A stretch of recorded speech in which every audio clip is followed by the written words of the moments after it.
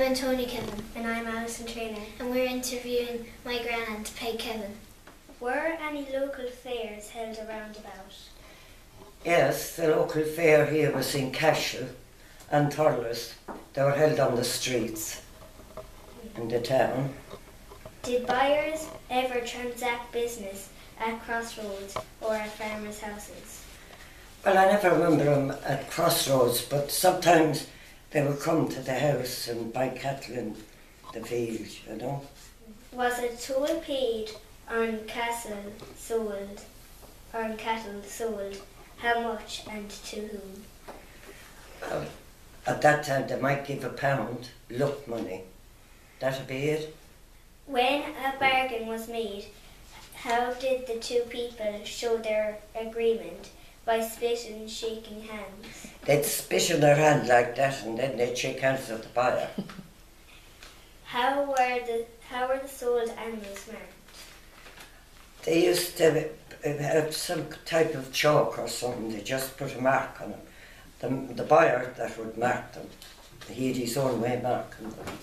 They all differed.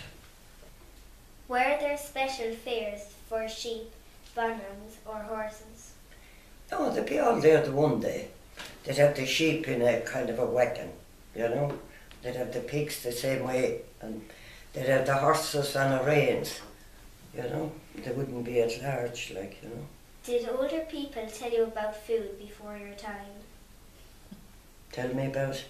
Food before your time. They never traced very much about them things to us. I suppose times were bad then, so I suppose what happened in there, they preferred to forget about it and move on. What meals were there at what times?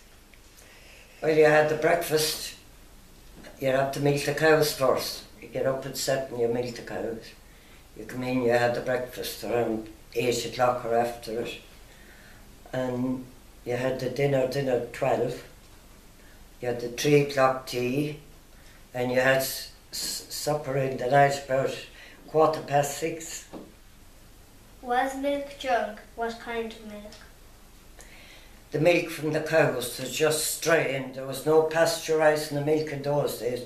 You drank it as it came in, that was it. What kind of bread was eaten in the olden times? Homemade bread. The woman at the house made the bread, brown bread or white bread. She baked it in an oven pot on an open fire. How was it made?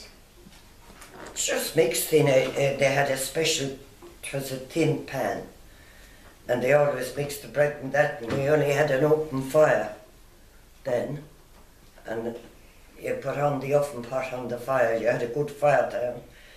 And when she had the bread mixed, the same as you do it now, it was put into the oven pot, and she heated the lid on the fire for the oven pot, and the heat from the lid that helped to bake the cake, and she put it on the top.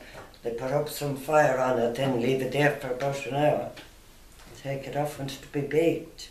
Was meat often eaten? Was it fresh or salted? What kind of meat?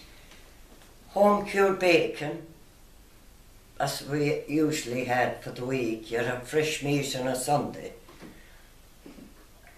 Was fish common vegetables? No, you'd have to eat, you weren't allowed to eat meat on a Friday when I was growing up. You had to have fish, and they used to fishman come around in a pony and car, and he'd have fresh herons. So that's what we'd have on a Friday for our dinner. Did certain customs attach to certain feast days? Well, the only one we remember, if for lunch you weren't allowed to eat eggs for your breakfast. So when it came to Easter Sunday, you could eat all the eggs you want, boiled eggs. So there was a competition then, to how many eggs you'd eat, you know, and that was it. What vessels were used to drink it before cups were common? We had mugs, chainy mugs. And then we had enamel mugs. If we were taking out the tea to the men in the meadows, we used enamel mugs in case we break the chainy ones. That was it. What changes are in the area from years have you noticed? Well, the biggest change was when we got electricity, and that didn't happen until the 50s. So at least we had an electric kettle and an electric iron, and that meant a lot. Before that, we didn't have anything like that. We had to heat the iron in the open fire and put a shield on it and do your ironing. That's the only way. And you hadn't hot water, you boiled the kettle. And if the fire didn't light, the kettle didn't boil. You know?